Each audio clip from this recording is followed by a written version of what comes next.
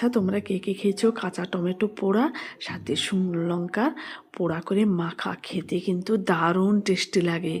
কে কে খেয়েছো অবশ্যই কমেন্ট করে জানাবে।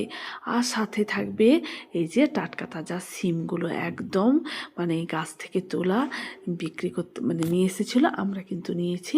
আর এদিকে বাটা মাছ করব, লবণ হলুদ মাখিয়ে রেখেছি। এদিকে ওলকপি আলুও দেখতে পাচ্ছ।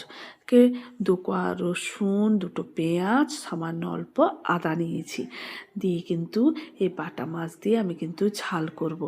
আরও একটা পদ আছে অবশ্যই বলবো, মসুর ডাল দিয়ে চিংড়ি মাছ দিয়ে বড়া, খেতে কিন্তু অসাধারণ লাগে। সামান্য পদ আজকে করব, কিন্তু খেতে অসাধারণ। এদিকে আমার এক এক করে মাছগুলো কিন্তু আমি ভেজে ভেজে তুলে নিচ্ছি। এদিকে সিমগুলোকে আমি দুটো ভাগ করে নিয়েছি। আর এদিকে দেখতেই পাচ্ছ সবগুলো কিন্তু আমি হামাদিস্তাতে বেটে নিয়েছি, মানে একদম প্লেন, মানে মিক্সিতেও বাটিনি আর শিলনোড়াতেও না, আমি কিন্তু মানে হামাদিস্তাতে আধ বাটা করে বেটে নিয়েছি।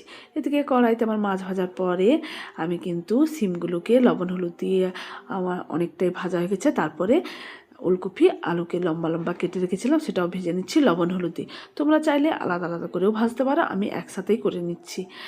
মানে আমার যেহেতু মানে ব্যস্ত, মানে সময়ের অভাব বলতে পারো, তো আমি একটু ব্যস্ত আছি তাই। আর এদিকে ওই যে পেঁয়াজ আদা রসুন সবগুলোই কিন্তু আমি নেড়ে নিলাম। তারপরে জিরে ধনে গুঁড়ো দিয়ে ভালো করে কিন্তু ভেজে তারপর জল দেবো।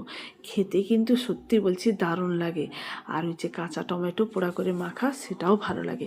এদিকে আমার হয়ে গেছে, জল দিয়ে আমি ঢাকা দিয়েছি। এদিকে ওই যে বলেছিলাম চিংড়ি মাছের মাথা দিয়ে মুসুর ডাল আমি আধ ঘন্টার মতো ভিজিয়ে রেখেছিলাম। আর চিংড়ি মাছের মাথা মানে আমি বেটে নেবো শিলবাটাতে। খেতে বলছি অসাধারণ লাগে। নিশ্চয়ই তোমরা খেয়ে সবাই দেখেছো। আর যারা যারা এখনও পর্যন্ত খাওনি তাদেরকে আমি বলবো অবশ্যই কিন্তু করে খাবে। মানে খেতে ওই যে বললাম সাধারণ রান্না করছি, খেতে অসাধারণ লাগে। অল্প রান্নার মধ্যেও মনে হয় যেন অনেক কিছু আমি রান্না করেছি, এতটাই ভালো লাগে। তো আমি মসুর ডালগুলো বেটে নিচ্ছি, সাথে এই যে চিংড়ি মাছের মাথাগুলোও বেটে নিচ্ছি। আর বাটাটা আমি ডালগুলো বেটেছি একদমও প্লেন নয়, একটু একটু কিন্তু মানে গোটা গোটা আছে, খেতে কিন্তু ভালো লাগে। এইভাবে তোমরাও কিন্তু করে খেয়ে দেখবে। আর এদিকে আমার ঝোলটাও ফুটে গেছে, মানে সেদ্ধ হয়ে গেছে। আমি মাছগুলো দিয়ে জাস্ট একটু ঢাকা দিয়ে আর একটু ফুটিয়ে নেবো।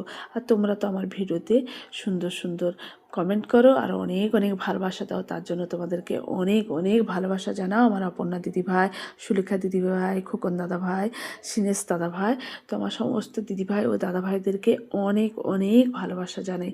এদিকে মাছগুলো দিয়েছি, দেখতেই পাচ্ছ মাছগুলো